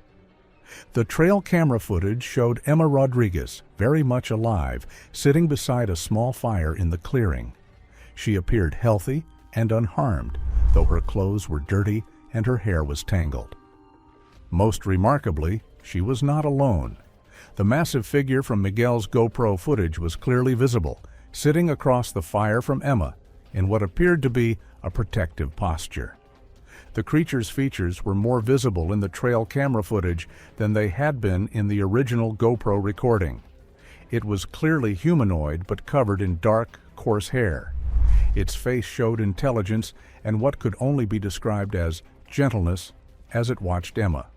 The footage captured the creature offering Emma what appeared to be berries and roots, which she accepted and ate without fear. Perhaps most incredible was the apparent communication between Emma and her captor. The audio captured Emma talking to the creature in her normal voice, as if having a conversation with a friend. While the creature's responses were not in any recognizable language, they showed clear patterns and seemed to be direct replies to Emma's comments. "I miss my mom and dad." Emma's voice was clearly audible on the recording. "When can I go home?" The creature's response was a series of low, melodic sounds that seemed almost mournful. It reached out with one massive hand and gently touched Emma's shoulder in what appeared to be a comforting gesture. The trail camera footage ran for 37 minutes before the subjects moved out of frame. The final images showed the creature carefully banking the fire and leading Emma deeper into the forest, its hand protectively on her shoulder. This discovery prompted an immediate expansion of the search effort. The area around Jennifer's clearing became the focus of intensive investigation, with teams of searchers combing every square foot of the surrounding forest. But despite their efforts, no further trace of Emma or her mysterious companion was found. The case took another dramatic turn on October 23rd when Emma Rodriguez walked out of the forest on her own. She appeared at the Cascade Falls trailhead at approximately 6:30 a.m., dirty and tired, but otherwise unharmed. Hikers who found her described her as calm and coherent, asking only to see her parents. Emma's reunion with Miguel and Sarah was captured by news cameras that had been maintaining a vigil at the search headquarters. The footage shows a healthy, alert child who seemed remarkably untraumatized by her 3-week ordeal in the wilderness. Her first words to her parents were, "I'm okay. He took good care of me." The medical examination that followed found Emma to be in surprisingly good health. She had lost some weight and showed signs of exposure to the elements, but had no injuries or indications of abuse. Most remarkably, she had somehow avoided the hypothermia and dehydration that would normally be expected after 3 weeks in the wilderness. Emma's account of her experience was both fascinating and troubling. She described being carried through the forest by what she called the big man, who had taken her to a safe place where she wouldn't get lost. According to Emma, the creature had provided her with food, water, and shelter, protecting her from the cold and rain. "He was really nice," Emma told investigators. "He couldn't talk like us, but he understood when I was scared or hungry. He showed me which berries were safe to eat and how to stay warm at night. He missed his family too." Child psychologist Dr. Maria Santos, who conducted extensive interviews with Emma, found no evidence of trauma or fabrication. Emma's account is remarkably consistent and detailed. She shows no signs of the psychological distress typically associated with abduction or abuse. Her descriptions of the creature's behavior suggest a level of care and protection that's difficult to explain. Perhaps most intriguing were Emma's drawings of her experience. Her artwork showed detailed depictions of the creature, the forest shelters where they stayed, and various scenes from their time together. The drawings matched the physical evidence found at the campsites and corroborated details from the trail camera footage. Emma also provided information that led to the discovery of 2 additional campsites where she and the creature had stayed during her time in the forest. Both sites showed the same careful construction and evidence of fire use, along with more of the large footprints. The sites were connected by what appeared to be a network of trails known only to the creature. The scientific community's response to Emma's case was divided but intense. Cryptozoologists hailed it as definitive proof of Bigfoot's existence, pointing to the multiple forms of evidence: video footage, audio recordings, physical tracks, and eyewitness testimony from a credible source. Skeptics argued that the case, while extraordinary, still fell short of the scientific proof required to confirm a new species. Dr. Jeffrey Meldrum, a professor of anatomy and anthropology at Idaho State University and a leading Bigfoot researcher, analyzed all the available evidence. His conclusion was cautiously optimistic. The Rodriguez case presents the most compelling collection of evidence for the existence of a large, unknown primate in North America. The combination of video documentation, physical evidence, and witness testimony creates a picture that is difficult to dismiss through conventional explanations. The physical evidence collected during Emma's disappearance underwent extensive scientific analysis. Hair samples found at the campsites were examined by Dr. Melba Ketchum's laboratory in Texas, known for its work on cryptid DNA analysis. The results were inconclusive but intriguing. The samples showed primate characteristics but didn't match any known species in genetic databases. Plaster casts of the footprints revealed dermal ridges and anatomical details that would be nearly impossible to fake. The prints showed wear patterns consistent with a creature that walked primarily on forest terrain, with calloused areas that suggested a lifetime of barefoot travel through rough wilderness. The audio analysis proved equally compelling. Dr. Scott Nelson, a former Navy cryptologic linguist, studied the vocalizations captured on both Miguel's GoPro and the trail camera. His findings suggested a complex communication system with consistent phonetic patterns that resembled language structure. What we're hearing isn't random animal sounds, Dr. Nelson explained. There are repeated phonemes, tonal variations that suggest meaning, and response patterns that indicate genuine communication. This creature appears to have a sophisticated vocal language. Emma's case also revealed a disturbing pattern of similar incidents throughout the Pacific Northwest. Research conducted by the Olympic Project, a Bigfoot investigation organization, uncovered 17 cases of missing children in Washington and Oregon over the past 30 years. In 12 of these cases, the children were found alive after several days, often with stories of being cared for by a big, hairy man in the forest. Most of these earlier cases had been dismissed as childhood fantasy or trauma-induced false memories. But Emma's case, with its extensive documentation, forced investigators to reconsider these previous incidents. Patterns emerged that were too consistent to ignore. Children between ages 6 and 10, disappearances during fall months, recovery after 3 to 7 days, and remarkably similar descriptions of their caretaker. The Rodriguez family's life changed dramatically after Emma's return. Miguel took extended leave from his ranger position, struggling to reconcile his scientific training with what he had witnessed. Sarah left her teaching job to focus on Emma's recovery and to research similar cases. The family moved to a smaller town away from the media attention, seeking privacy to process their extraordinary experience. Emma herself seemed remarkably well adjusted, though she occasionally spoke about missing her friend in the forest. Child psychologists noted that she showed none of the typical signs of trauma associated with abduction cases. Instead, she displayed increased confidence and a deeper connection to nature that surprised her parents. "She's different now," Sarah explained to investigators. "More mature, more aware of the natural world around her. It's like she learned something out there that most people never get to experience." The case attracted international attention from researchers, media outlets, and cryptozoology enthusiasts. The Rodriguez family received thousands of letters from people sharing their own encounters with similar creatures. Many of these accounts had never been reported to authorities, their witnesses fearing ridicule or disbelief.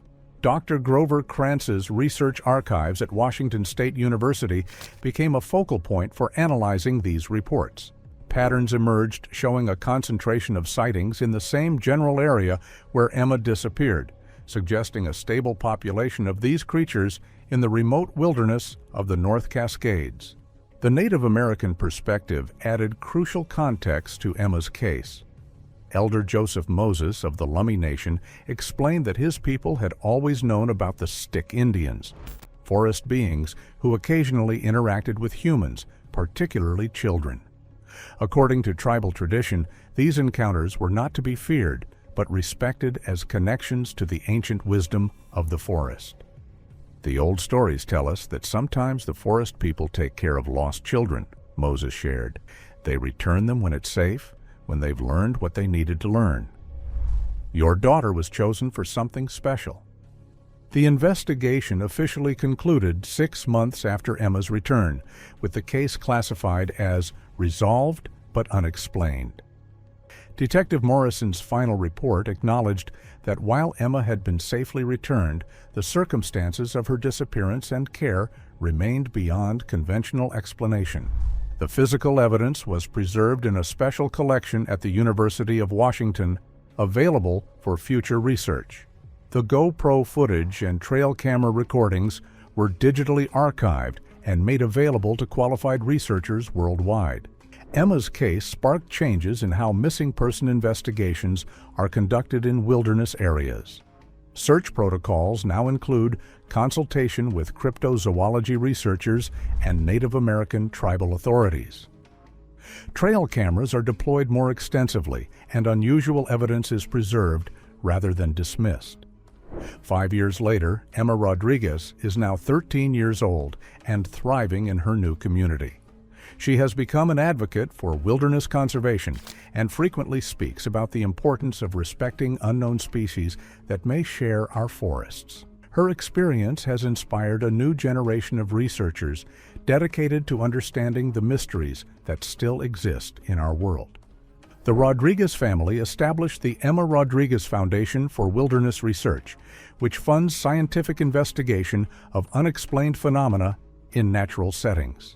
The foundation has supported dozens of research projects and maintains a database of similar encounters reported throughout North America. Miguel returned to ranger work, but in a different capacity, serving as a liaison between park services and cryptozoology researchers. His experience has helped bridge the gap between traditional wildlife management and the investigation of unknown species. The creature that cared for Emma has never been seen again, despite extensive monitoring of the area where she was found. Motion-activated cameras continue to operate throughout the region, and researchers maintain hope that additional evidence will emerge. Emma's case remains one of the most documented and credible Bigfoot encounters in history. The combination of video evidence, physical traces, and credible witness testimony has convinced many skeptics that something extraordinary exists in the remote wilderness of the Pacific Northwest. Whether that something is a surviving population of ancient primates, an unknown species of human relative, or something else entirely, remains to be determined. But Emma Rodriguez's 3 weeks in the forest proved that our world still holds mysteries that challenge our understanding of what's possible. The truth about what happened to 8-year-old Emma Rodriguez may never be fully understood, but her safe return and the evidence of her care by an unknown forest dweller suggests that sometimes, in the deepest wilderness, we are not as alone as we think. And sometimes that's not something to fear, but something to wonder about.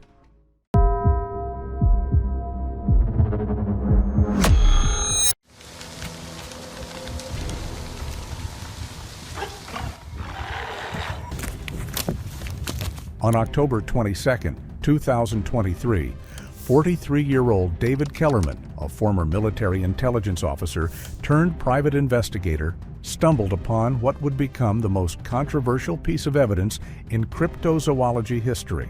What started as a routine surveillance job in the remote forests of Northern California would lead to the discovery of footage so compelling and disturbing that government agencies would spend months trying to suppress its release. David Kellerman had built his reputation on finding things that others couldn't or wouldn't. After 15 years in military intelligence, specializing in reconnaissance and surveillance operations, he had transitioned to private investigation work that often took him to places most people would never dare to venture. During his service, David had developed skills that few civilians possessed. He could move through any terrain without leaving traces, set up surveillance equipment that would remain undetected for months, and analyze behavioral patterns with an accuracy that had made him legendary among his peers. The case that brought David to the Humboldt County wilderness seemed straightforward enough. Margaret Thornfield, an elderly widow from San Francisco, had hired him to investigate the disappearance of her grandson, 22-year-old Timothy Thornfield, who had vanished during a solo camping trip 6 months earlier. The official search had been called off after 3 weeks, with authorities concluding that Timothy had likely fallen victim to harsh wilderness conditions. But Margaret wasn't satisfied with the official explanation. Timothy had been an experienced outdoorsman and Eagle Scout who knew the forests of Northern California better than most park rangers. She was convinced that something else had happened to her grandson. The official investigation had been thorough, but ultimately fruitless. Search and rescue teams had combed hundreds of square miles of forest using helicopters, tracking dogs, and thermal imaging equipment. They had found Timothy's abandoned campsite relatively quickly, But the scene had raised more questions than answers. His tent was still standing, his food supplies were untouched, and his expensive camera equipment was scattered around the site as if he had left in a hurry. David's investigation had led him deep into the Six Rivers National Forest, following Timothy's planned route through some of the most remote terrain in California. His methodical approach had already uncovered several clues that suggested Timothy's disappearance was far from ordinary. Strange footprints around the abandoned campsite, unusual hair samples caught on tree branches, and several damaged trees that showed signs of being deliberately broken. The footprints were unlike anything David had encountered. They measured approximately 16 inches in length and 8 inches in width, with a depth that suggested something weighing at least 400 pounds. The stride pattern indicated bipedal movement, but the gait was different from human locomotion. It was on his fourth day in the forest that David made the discovery that would change everything. While investigating a remote valley about 2 miles from Timothy's last known location, David's motion-activated trail cameras had captured something extraordinary during the previous night. The footage showed a massive, bipedal creature moving through the forest with purposeful intelligence, carrying what appeared to be human belongings. David's military training had taught him to remain calm under pressure, but reviewing the footage on his camera's LCD screen made his hands shake with excitement and disbelief. The creature was unlike anything he had seen in his years of wilderness operations around the world.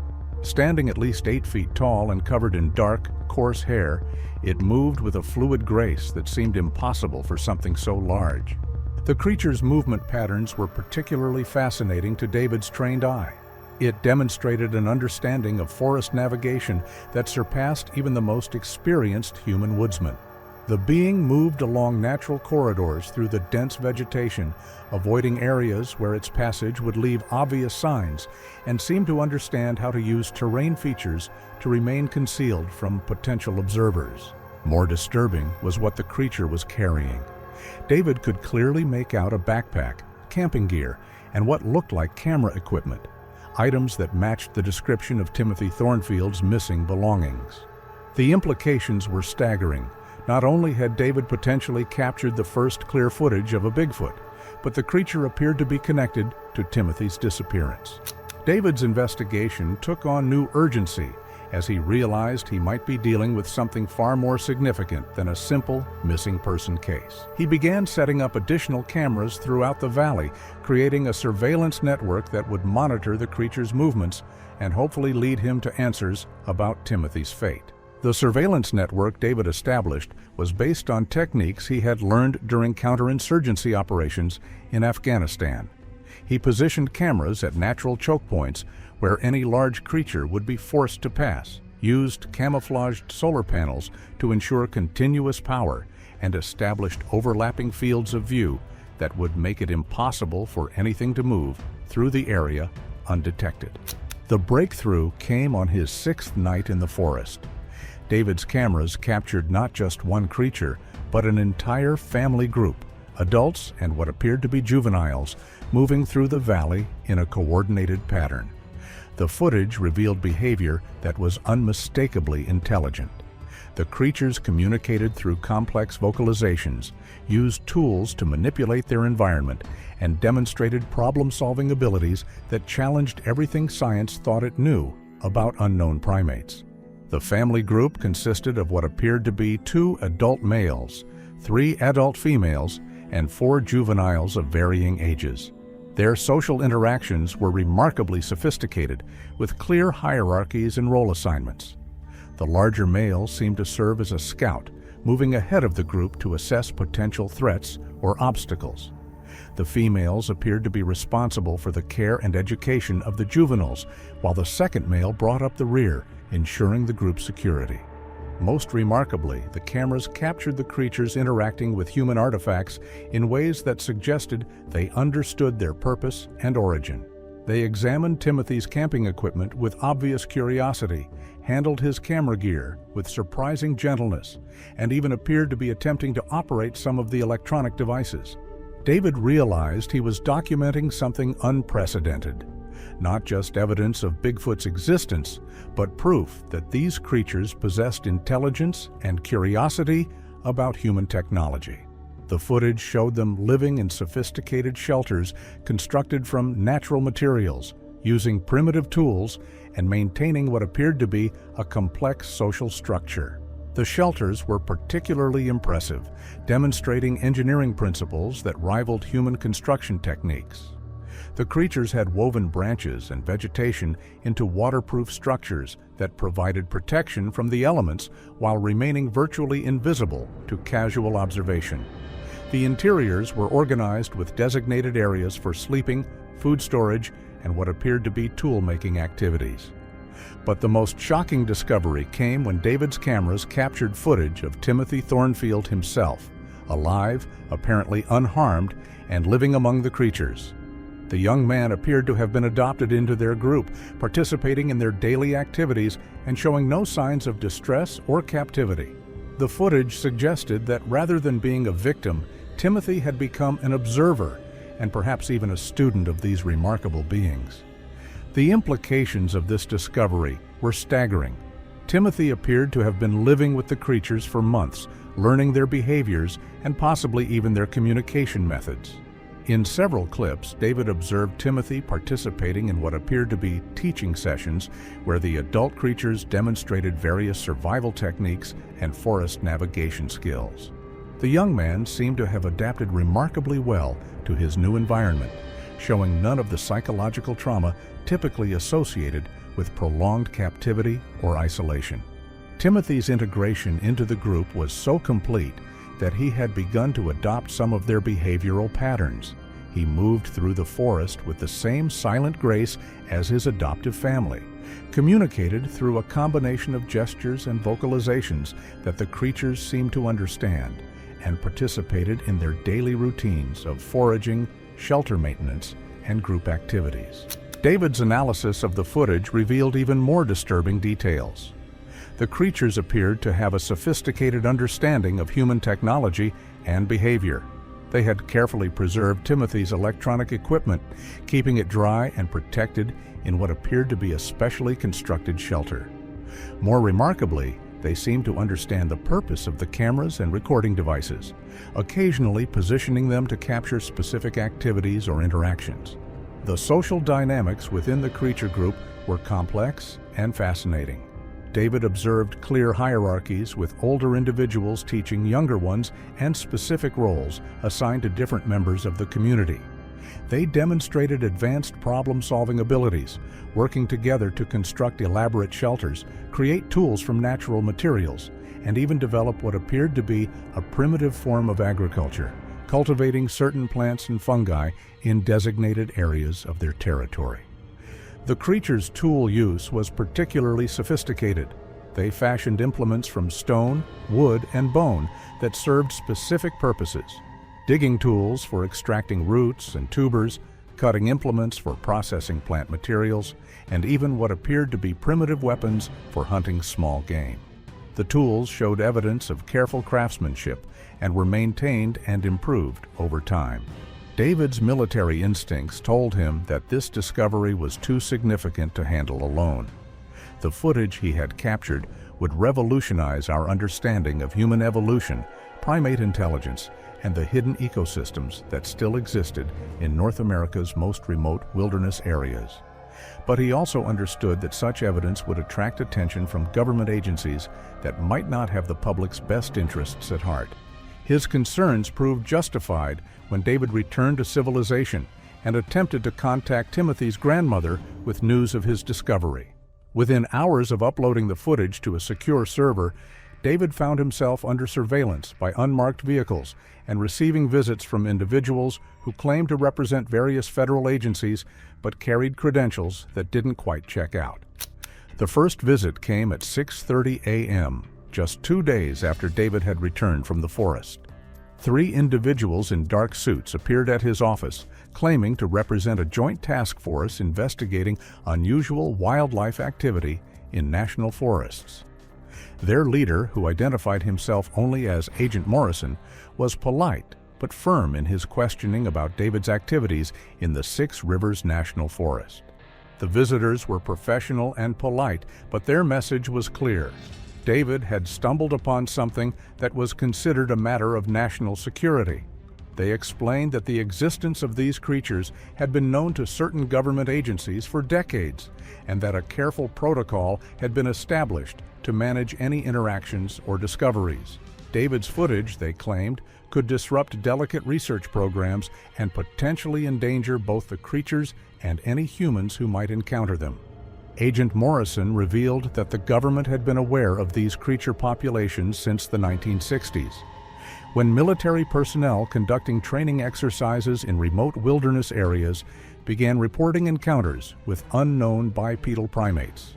Initial investigations had been conducted under the auspices of various classified programs, with findings that were deemed too sensitive for public release. The pressure to surrender his evidence intensified rapidly. David received offers to purchase his footage for substantial sums, followed by increasingly aggressive demands that he turn over all materials related to his investigation. When he refused, the harassment escalated to include break-ins at his office, tampering with his vehicle, and threats against his personal safety. The offers were substantial, initially starting at $500,000 for all footage and related materials, then escalating to over $2 million when David continued to refuse. The money was offered through intermediaries who claimed to represent private research foundations, but David's intelligence background allowed him to recognize the hallmarks of government-front organizations.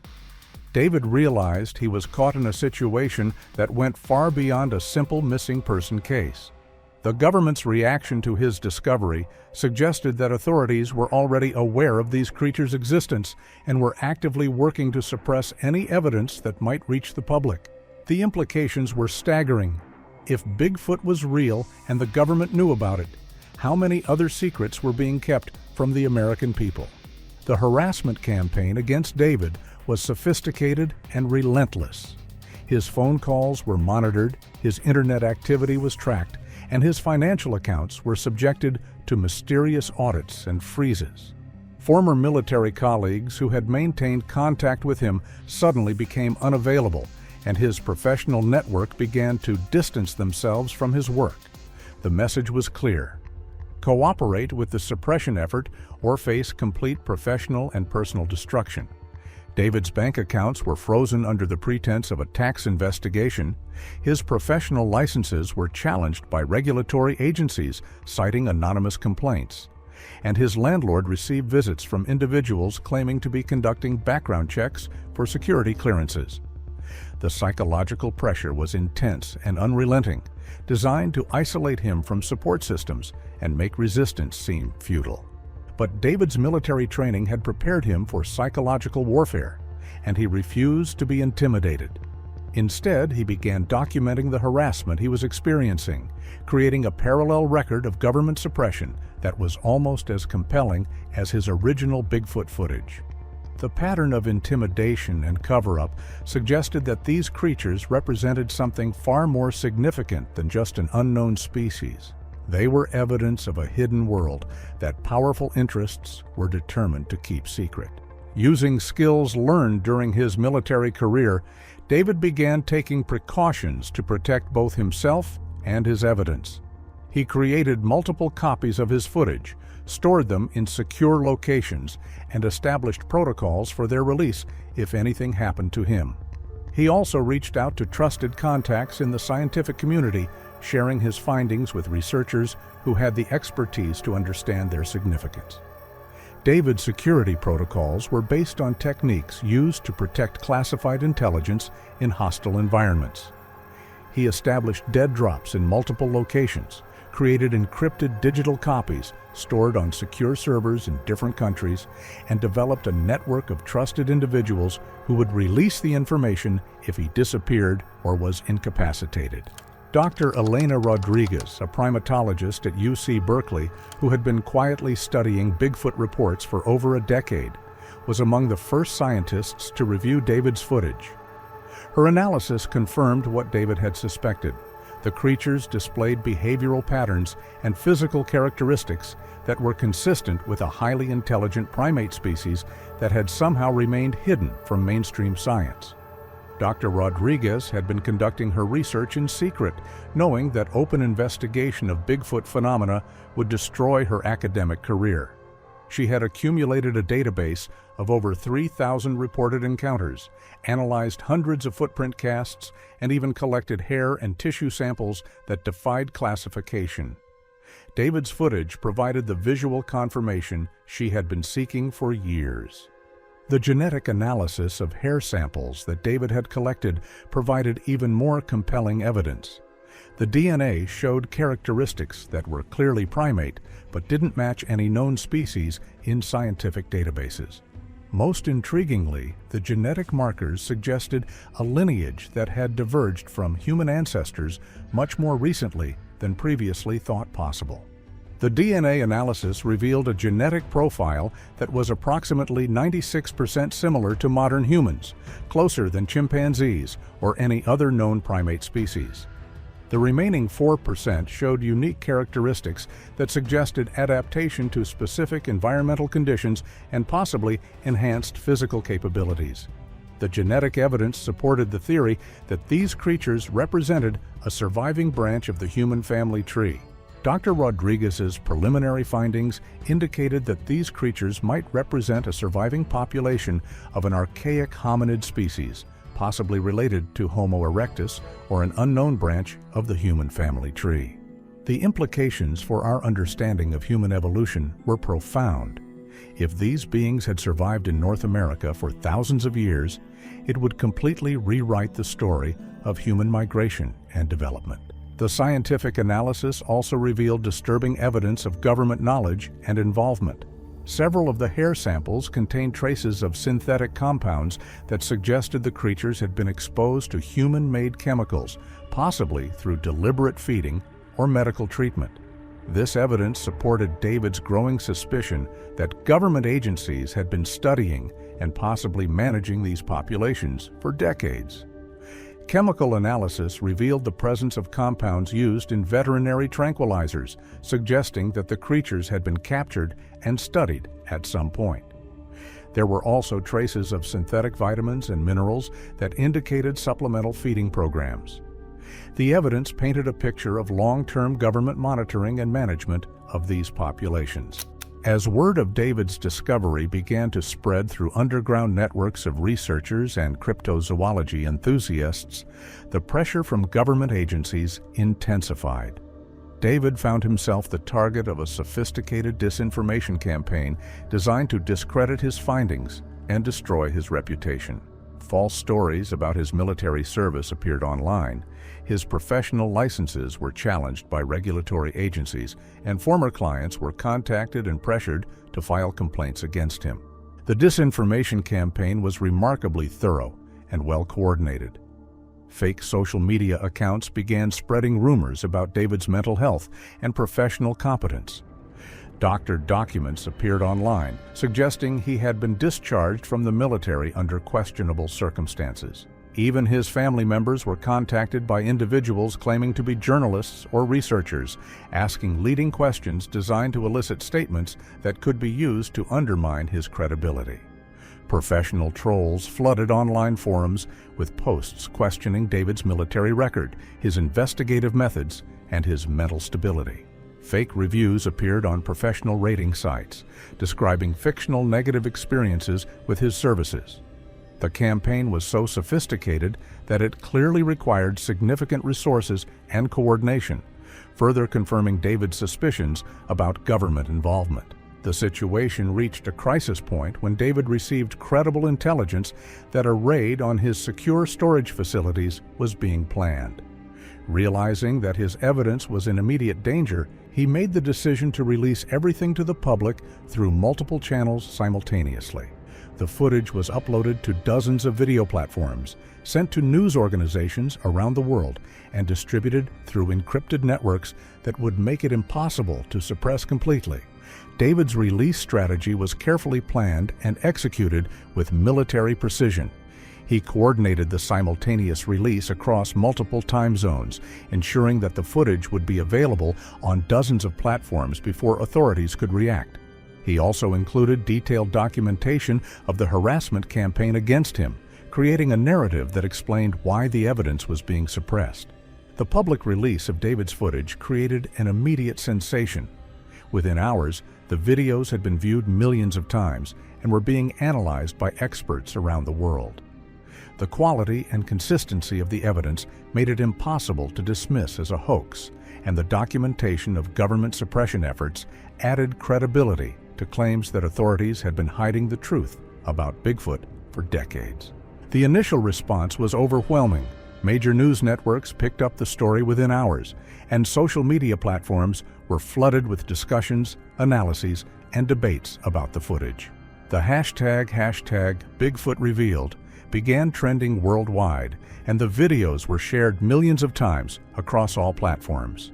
The scientific community's response was divided but intense.